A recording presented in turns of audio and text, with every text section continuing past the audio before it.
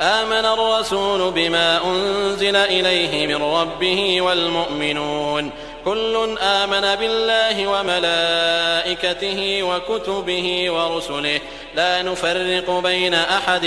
من رسله وقالوا سمعنا وأطعنا غفرانك ربنا وإليك المصير. لا يكلف الله نفسا إلا وسعها لها ما كسبت وعليها ما اكتسبت ربنا لا تؤاخذنا إن نسينا أو أخطأنا ربنا ولا تحمل علينا إصرا كما حملته على الذين من قبلنا ربنا ولا تحملنا ما لا طاقة لنا به واعف عنا واغفر لنا وارحمنا أنت مولانا فانصرنا على القوم الكافرين.